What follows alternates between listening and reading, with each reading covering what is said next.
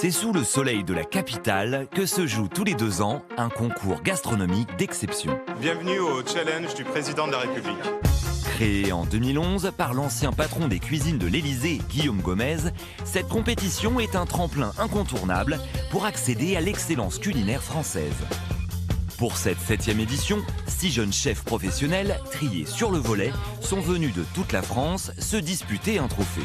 D'intégrer les cuisines prestigieuses, voilà, de pouvoir servir à des chefs d'État, c'est l'un de mes rêves. Ouais. Leur défi, réaliser en 5h30 chrono le même menu, un amuse-bouche, un plat et un dessert. 1, 2, 3, on fait son plus beau sourire. Le tout sous le contrôle d'un jury exclusivement composé de meilleurs ouvriers de France. Candidat numéro 1, t'es à 2 minutes de la pénalité. 15 minutes pour ton dessert. Alors cette année, qui décrochera la médaille d'or? Et pourquoi ce concours peut-il être un tournant dans leur carrière?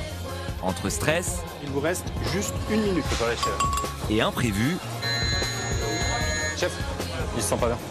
immersion dans les coulisses d'un concours prestigieux où se mêlent technique et créativité dans les arcanes du pouvoir français. À Paris, c'est au marché d'Aligre, l'un des plus animés de la capitale, La belle cerise est pas chère, 5 € seulement. que Valentin Moissan, l'un des finalistes, se prépare. Bonjour monsieur.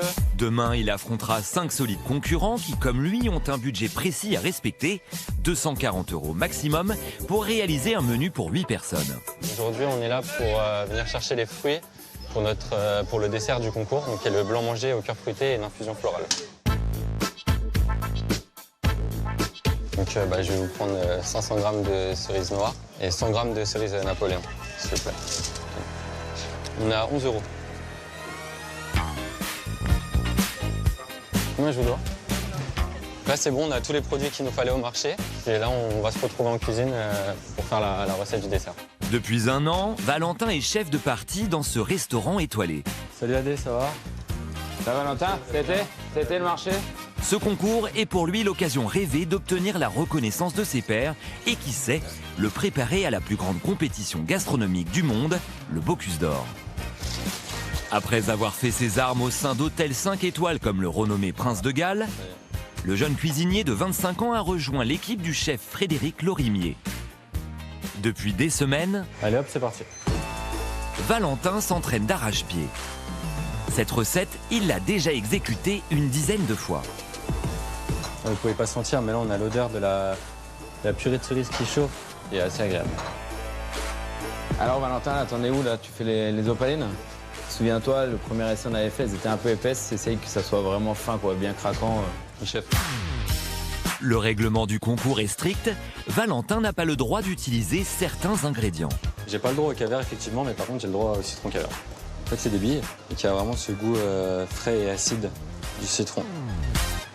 T'es dans le timing un peu là? Ouais, il me reste 10 minutes. Bon, faut pas ramollir, hein. Non, On y va, faut pas hein. ramollir. Donc là, hop, le timer, il est fini. Et... Elle lève les bras, hein, c'est fini. T'as pas le plus le droit de toucher à rien. Place maintenant à la dégustation. Ah, elle est jolie, hein, c'est joli, hein, regarde. Regarde la texture du blanc mangé, elle est vraiment pas mal. C'est hyper crémeux, c'est léger, ça... Non, c'est vraiment bon. Hein. Ça peut que plaire au jury. J'espère avec ça gagner le concours. Le chef Frédéric est conquis. En sera-t-il de même pour le jury des meilleurs ouvriers de France?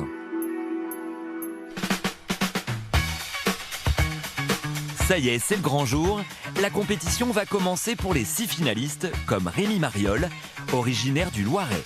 Sacré meilleur apprenti de France en 2018, il vient ici enrichir son palmarès. Comment ça va? Ouais, alors. Déjà, félicitations à vous d'être ici. Arnaud Faye, chef triplement étoilé du Bristol, préside le jury. C'est courageux d'être là. Profitez-en, faites-vous plaisir et merci à vous d'être ici. Merci, chef.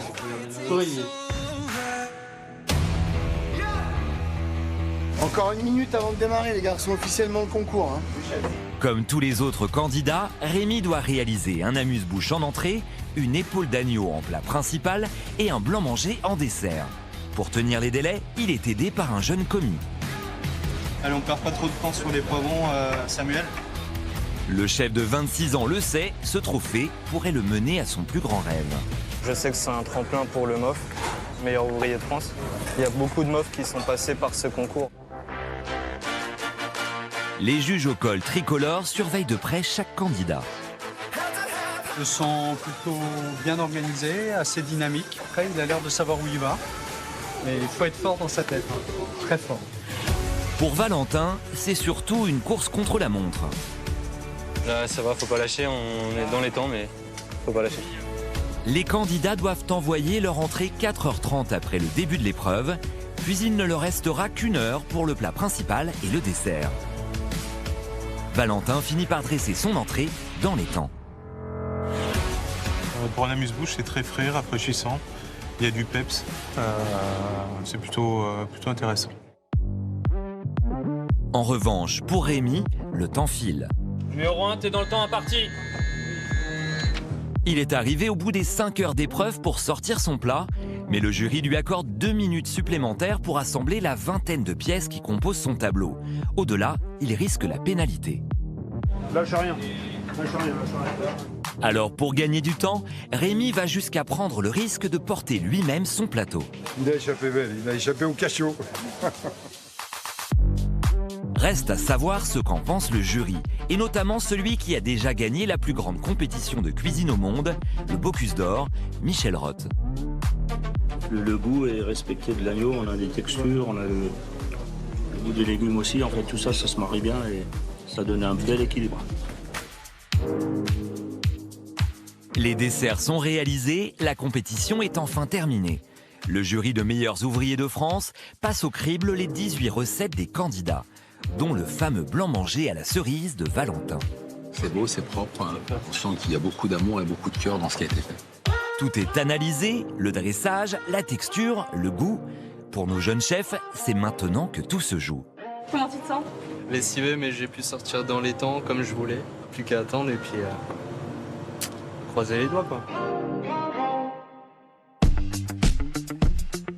Après 3 heures de délibération, les candidats vont enfin être fixés. Et c'est dans le cadre somptueux du Quai d'Orsay que la remise des prix va avoir lieu. Le premier prix du challenge culinaire du président de la République 2025 est décerné à Richard Aguiata, chef adjoint au courant de Minuit. Pour sa première participation, Valentin manque de peu le podium. Ouais, je suis très déçu d'avoir fait au moins un podium, mais comme ça, le niveau était très haut, ça reprend une prochaine fois. Quant à Rémi, La troisième place est donc attribuée à Rémi Mariol, chef de cuisine chez Ragnar. il décroche la médaille de bronze. Et ce n'est pas tout. Dans quelques semaines, Bon bah félicitations Rémi. Merci.